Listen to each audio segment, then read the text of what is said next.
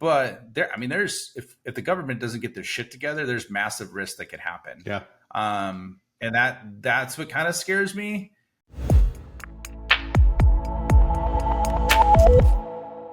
Welcome back to another episode of the Revenue Reimagined podcast. We are excited today. It's not often that we have someone on the show that Dale knows well and I don't know at all. Normally, we both either know someone well or, well, we don't both know him at all. But we have Ryan Staley with us today, who is the founder and CEO of WhaleBoss, where he helps tech founders grow from about 1 million to 30 million plus through the principles that he's used to achieve those same results personally. He's taught over 800 CROs and VPs and leaders his proprietary enterprise sales frameworks. And we're going to get into that a little bit here for those listening on the show. Ryan, thanks for joining, man. Yeah, happy to be here. Happy to see both of you again. I think last time we spoke live, it was at the GTM event in Nashville, right? Yeah. So that was a fortnight ago. So happy to be back in the mix with both you guys. Right.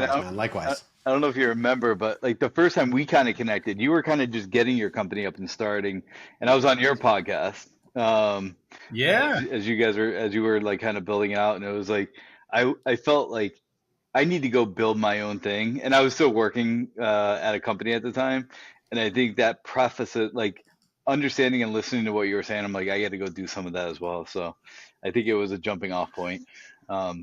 That's awesome. Yeah.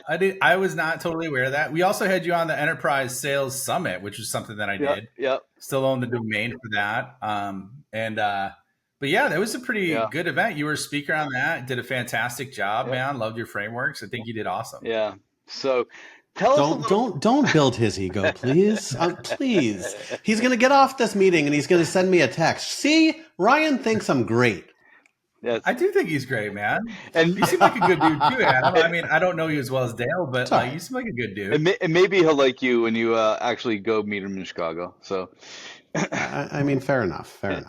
Ryan, so one of the things we like to talk about, and I'm super curious of this because we never really talked about it in the past, was why you started up your own business, why you went into your own, lane, and as a founder / entrepreneur / like trying to help people, like what was the aha moment? Like I gotta go start my own business.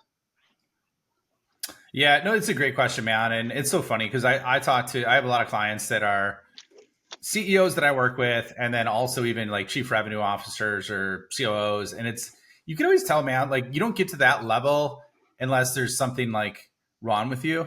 I don't mean that in like a bad way. I just mean like you are so right. Yeah, there's like a little bit of a sickness in you, right? Not in terms of like you want to contribute at a high level, and at the same time, like you're a hard driver. Otherwise, you don't get in those executive positions anyways. So my story it's pretty simple. Like I always liked the concept of like how I got into sales was like I saw the opportunity to actually get compensated based on the results I created versus the tenure I had, or based on how long I was at a company, or based on someone having to die off or get promoted for me to get promoted, right? And so those are concepts that attracted me to sales. And then as that translated into leadership, same kind of thing happened. I had multiple like exits, personal exits, if you will, or equity payouts, which was mixed, right? And some of them were a lot less than what I expected and was told. And some of them were exactly what I expected. And then over time, what happened was like I kept trying to grow and increase like my income and what I was doing. But then I found myself hitting a barrier once again of the reason why I joined sales was to be able to get promoted based on what I was doing. But then I hit that kind of barrier for the company I was working with. That combined with I think two other factors. One was that over a long enough period of time, you're going to have to sell more to make less money. And that's like one of the most inherent sick truths within sales or revenue. That's one. And then the other thing too, man, is I just wanted to do my own thing and figure out and find a way and contribute and do something meaningful and help other people. And so those are kind of like, I guess that's the casserole of reasons of why I decided to do what I do and start my own company. So I a lot of that certainly rings true to me. And I think, we laughed about it, but like, you do have to be a little bit fucked up to want to be a CRO or a CEO or honestly, even a VP of sales these days in a startup, right? Like we coach a lot of people who are like, oh, like I want to be a VP of sales and it's so cool to be a VP of sales. And like, let's be very clear to all the revenue leaders who are listening, who wants to be VPs of sales. It is not the job you think it is. You arguably are not selling. You have the weight of the world on you. And I always called myself like the executive assistant, right? Like my job is to be the admin for our team. Now, lo and behold, I now have the CEO title and I'm still Dale's executive assistant. So it doesn't change, but it's interesting that you talk about, how you want to move up and, be responsible for everything your own and, have the opportunity to grow and help people. I think that when you look at starting your own business, a lot of founders have this idea of, oh, I'm just going to build a product and, I will build it, they will come. In the enterprise world too, right? Like, oh, we're going to build it and we're just going to go call Hewlett Packard and they're going to buy the product. And it typically doesn't work that way.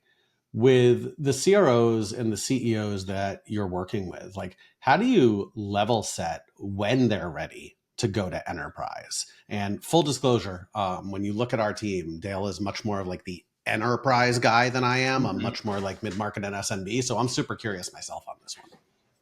Yeah, no, it's a great question. So, and there's a couple of things too. Like as of probably the last 18 months, I've been a lot more focused on AI skill transformation than just specifically enterprise, but enterprise is like near and dear to me because that's what helped me kind of put me on the map in some aspects, I guess more publicly, because I grew that group from 0 to 30 in 5.5 years with 4 salespeople. And so I've gotten people that I work with about that and have done a lot. And so on that side, what I would say is it all depends on kind of like, I think there's multiple philosophies on it, right? There's the whole, we should move up market phase that companies have with existing teams. And so I think there's a way to do it and maybe this is more the bootstrap playbook versus a VC back playbook, if you will, where there's a way to do it where you mitigate your risk while also upskilling your team and identifying who actually has the stones or the guts, if we're talking ladies, to make it happen, right? And so, and with that, I guess like a real simple way to do it is look at it like an investment portfolio, right? So if you have a really core solid business in the mid-market, but you want to move up market, a very simple way is to segment maybe 20% of your target attention, timeshare, motion share, whatever. Mind share is probably not motion share, mind share, on basically companies that look like the top 20% of your client base, right? And so by doing that, you have an understanding and have if you have, depending on your team size, you have 1 or 2 people focus on that as part of their business, or you can do it across the whole team. What'll start to happen is like, you'll start to see certain people upskill without having to hire outside of it. And then you can expand that 20% of really big prospects to 30%, then to 40% of the target portfolio. And so what'll happen then is like, you'll start to naturally have the hedge against the long time cycles, but then at the same time also have like big opportunities and huge pipe. So that's one of the approaches that I look at when I'm working with companies, if that makes sense. Yeah, totally. And then Ryan, based on that, I think I think that makes complete sense. Like take that top 20%, try to figure out like, what's that motion feel like? I think, how do you talk with your clients about, or when you go through this process, modifying the sales process itself? Because that process even from a mid-market to enterprise is a completely different motion. You're gonna have more people in the buying cycle, kind of all that upskilling pieces. Talk to us a little bit about how to help people go through that process. Do you do it incrementally? Do you do it like one big bang? Like, how does that work?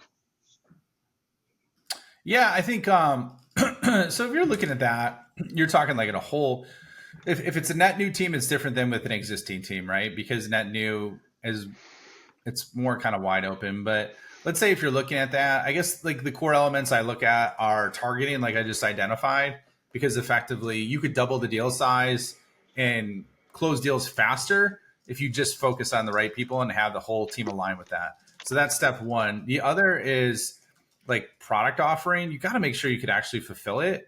at that level because there's different requirements, whether it be cybersecurity requirements, SOC 2, at the same time, like deployment, like how long does it take to deploy and train across multiple teams? So you got to make sure that on the product side, they can handle it. And then the other elements I look at are like messaging. One of the strategies or messaging frameworks that we used was really like everybody, I would say most people focus on the certainty of outcome as well as like the tangible outcome, right? The part that they neglect, and this is how we got so much market share from really big multi-billion-dollar companies as like a really small company, is we focused on the equation underneath that. And that was, how do we create a solution to implement that like literally takes little to no effort at all for them? And how do they get a time to result really fast? And I think those bottom two are ones that they miss. And then, the last one is more deal strategy and sales process. So I think you got to have those two, those core three set up first.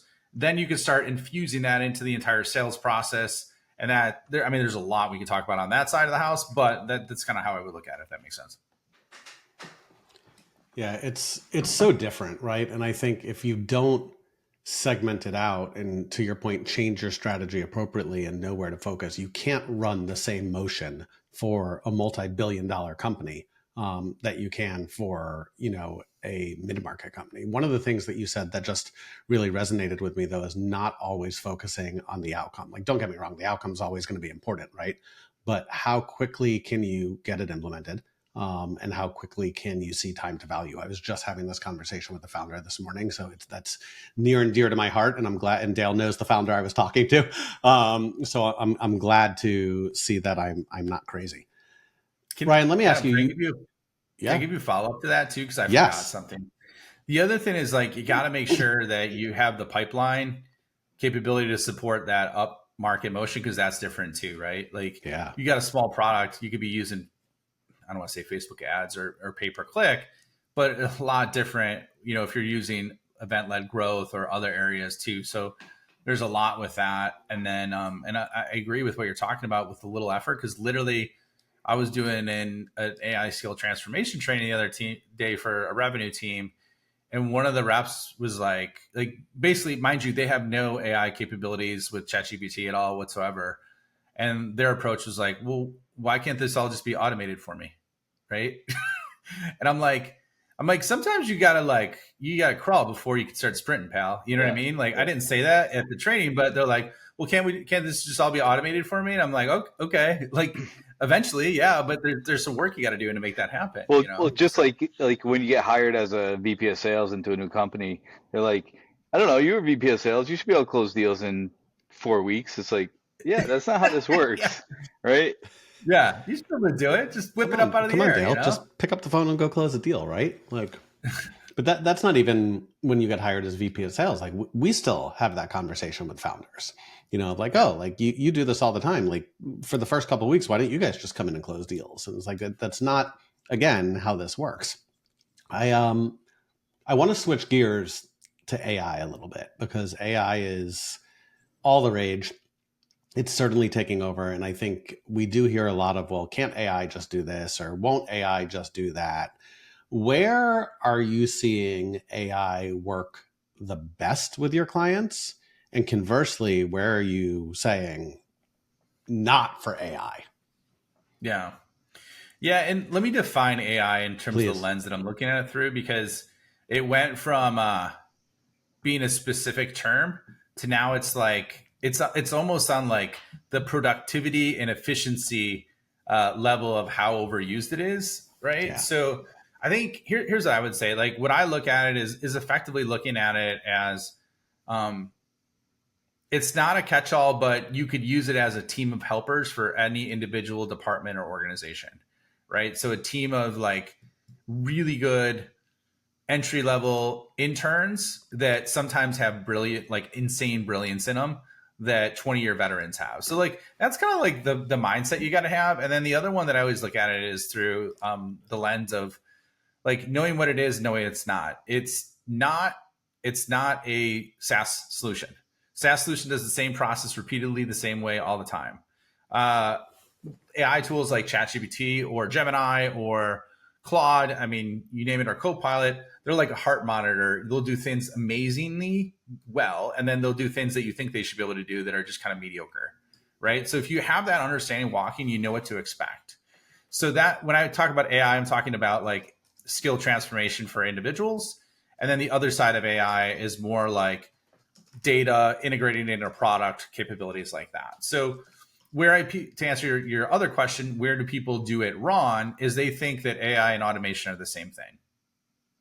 And they're not, right? Like AI is the customization of basically customization and tapping into a, like, let's say for this use case, large language model, whereas automation is basically stringing together processes that have to be very precise. Otherwise the automation won't work, right? So those are kind of the key differences. And I think most people just think AI and automation are the exact same thing. Now you can combine the two and get amazing results, but most people think they're the same thing and they're not. People buy from people. That's why companies who invest in meaningful connections win. The best part? Gifting doesn't have to be expensive to drive results, just thoughtful. Sendoso's intelligent gifting platform is designed to boost personalized engagement throughout the entire sales process. Trust me, I led sales for a Sendoso competitor, and I could tell you no one does gifting better than Sendoso. If you're looking for a proven way to win and retain more customers, visit sendoso.com. Yeah, I think it's funny, right? Because what you said is so true. And the term AI is so overused right now. It's like, oh, we'll just do it with AI. Everything is just AI. So I think putting that lens on it is critical to help people understand, like, what does AI do and what is AI versus, oh, I mean, how many do you hear? Oh, well, just go ask ChatGPT. That's what Dale tells me. Just go ask ChatGPT. And like you were saying, Ryan, like there's an evolution happening right now, right? It's like it's not going to fix everything, but like you take a lot of manual activities off of people. So there should be a thought process. Do I go hire somebody to go do the research, all the back end stuff that takes a lot of time, or can I leverage I'm not going to say GPT, like, can I leverage AI because there's so many models out there and people are building custom stuff and there's like a whole process around it. Can I leverage technology at a macro level to actually start doing some of that work? So where, when you get clients coming to you on this AI skill transformation, I love the way you described that, like the AI skill transformation.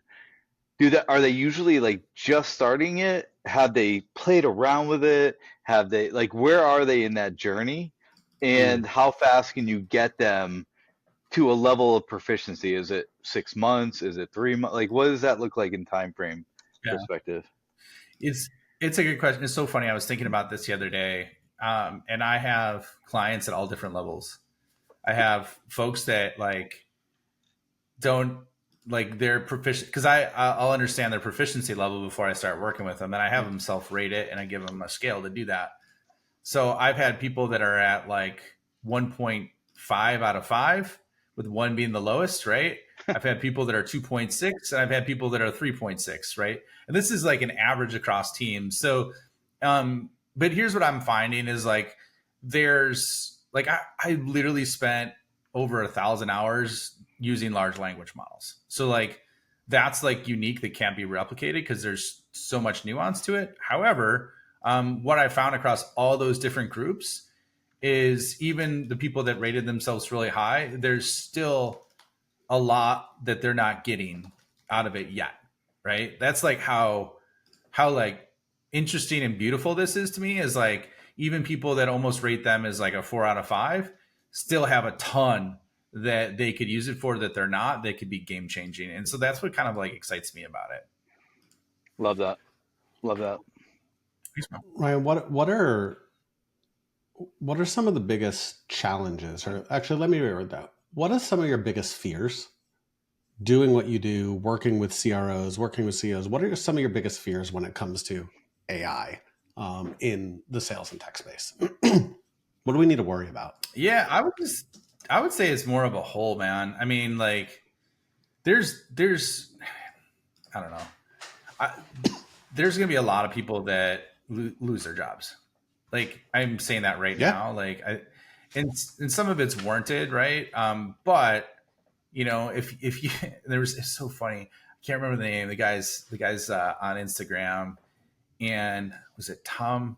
I can't remember. I'll tell you guys what it is, but it's pretty comical. But the guy's like, he goes, automate me into oblivion. He's like, I can't wait to get replaced by something that never poops or pees or sleeps or eats or anything like that, and can work 24 hours a day, 365 days of the year, right? And so it's like, so that's like, if I'm looking at long term, like I was just thinking about this today, but there's if the government doesn't get their shit together, there's massive risk that could happen. Yeah. And that's what kind of scares me a lot, because you got these black box scenarios where even OpenAI doesn't know exactly how it works, and they're just trying to scale the shit out of what they're doing.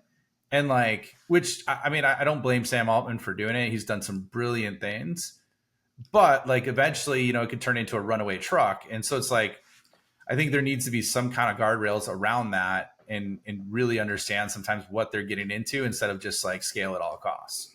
Right. So that's something that kind of scares me a little bit about the whole thing. And that's work as a whole. Cause think about it, man. Like, I mean, guys, what do you think is going to happen if like, let's just say on the small side, 30% of the population loses their job? Like, what do you think is going to happen? Right? Like, companies are going to be more profitable, but what's really going to happen? Now, imagine what happens if it's 50% or 60%, right? It's like, I mean, there's macroeconomic issues, there's rioting. I mean, there's a lot of weird shit that could happen that I can't even wrap my head around right now. I don't know if you guys have thought about that. What do you guys think?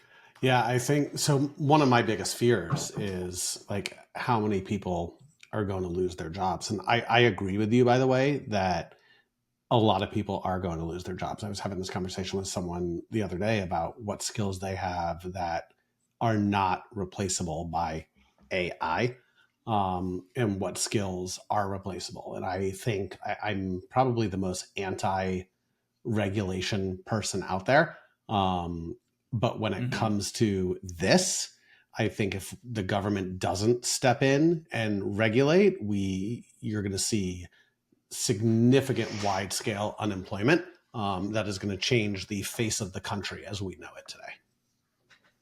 Mm-hmm. Yeah. And that scares the shit out of me. 100%. Yeah.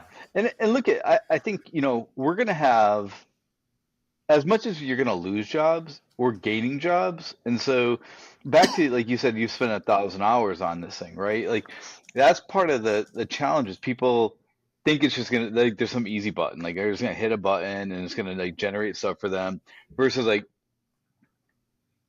and I think what's happening is it's evolving so quickly. People are just like, well, I'll wait for the next iteration. I'll wait for the next iteration. But all that learning you've done in the beginning, like, how do I prompt? What's the prompt engineering like? And like, how do you understand? It's really design thinking at its finest, because you got to think of all the things that you do. I liken it to when you wake up in the morning. If I ask you, like, what are the things that you do when you wake up in the morning before you go out the door?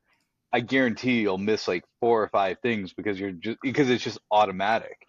And those are the types of nuances you need to be able to craft for the large language models, because they will fill in some of the gaps, but where the expertise is going to come in is taking the information from the large language models and executing on them, or refining them, or like making them the same, that part for their business.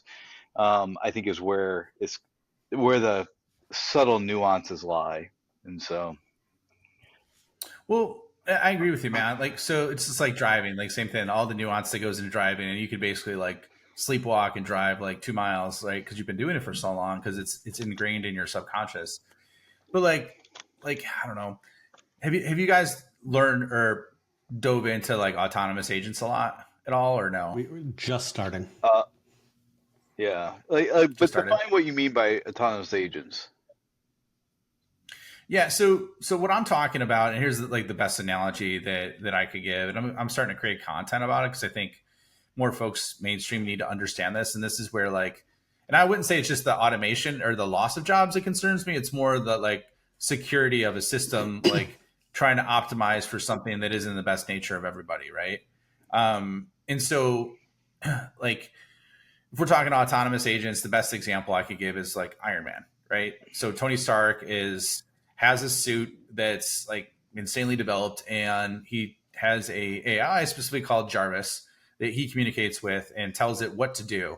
And basically all he does is identify the outcome, and then an 8-step process across multiple systems happens and creates that outcome. That's like basically what's an autonomous agent is, where you identify the outcome. And I'll put it in revenue terms.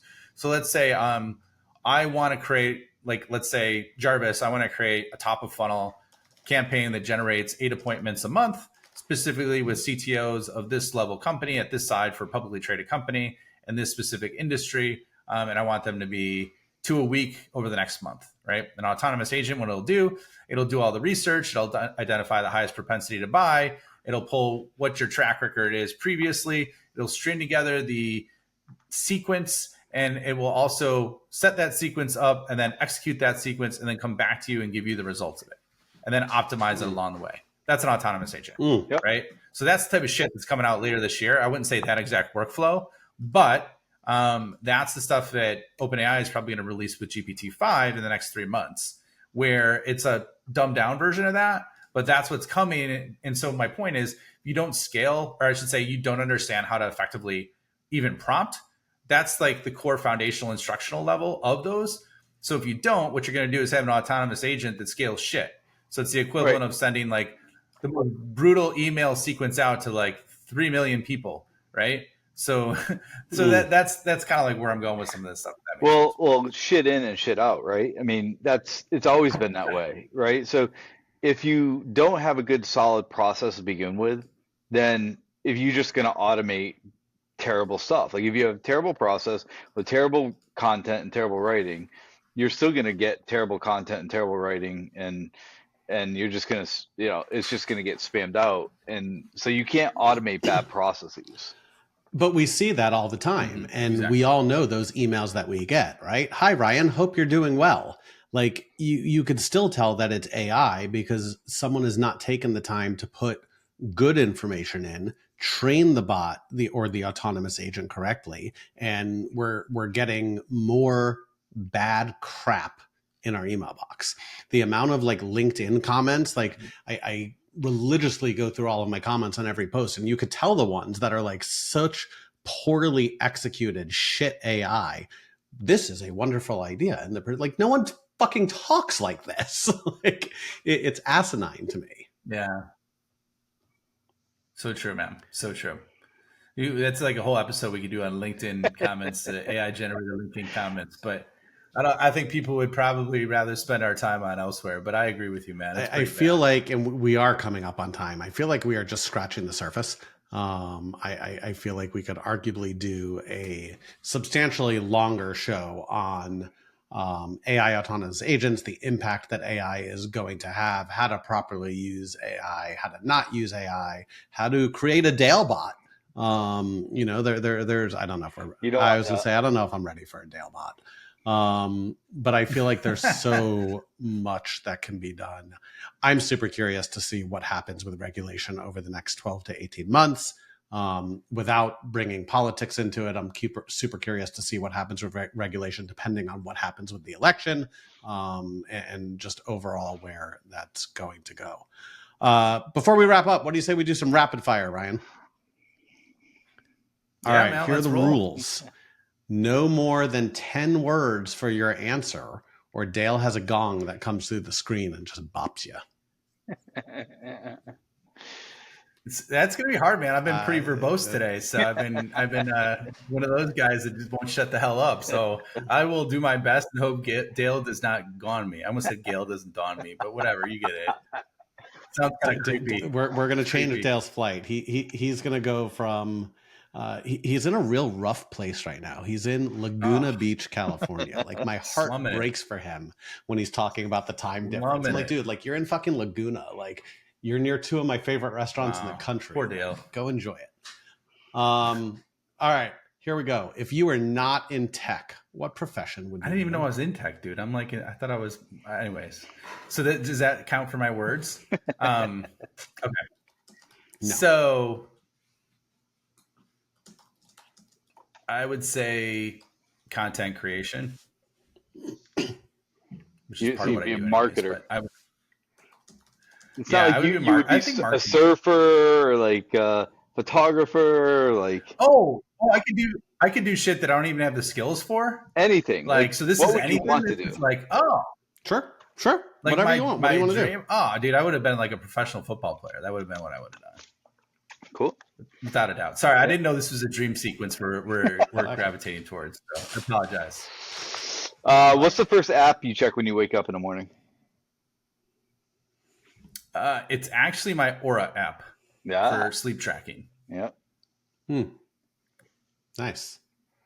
I'm afraid to get one of those. Like I was in my office at 3:45 in the morning the other day. I can't get a sleep tracking app. That's going to be a real bad thing. Ryan, are you speaking of? Are you an early bird or a night owl? Definitely an early bird. Used to be a night owl. Yeah. I think that works. Me too. What's your go-to productivity hack without talking AI? Ooh.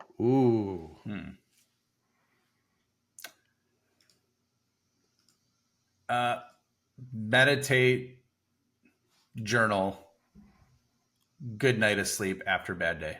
Yeah. That's less than 10 words. That's fine. I wish someone could teach me how to meditate. I can't fucking figure that out for the life of me. And I just be quiet. I've tried. I've heard. No. Here, I'll give you an app, man. There's one. If you could set it at, you could do like a 5-minute meditation if you want. It's called Insight Timer. There's some weird shit on there, but there's some good stuff. And you could do a 10-minute app. You could range it, and then you could focus it around the area that you want. I do longer meditations too, but for 5 minutes, sometimes that's a good comfortable speed and it's guided. I love it. All right. 2 more. What is the one song that gets you in the zone for work? It's more of a playlist. It's called. Okay. Play this.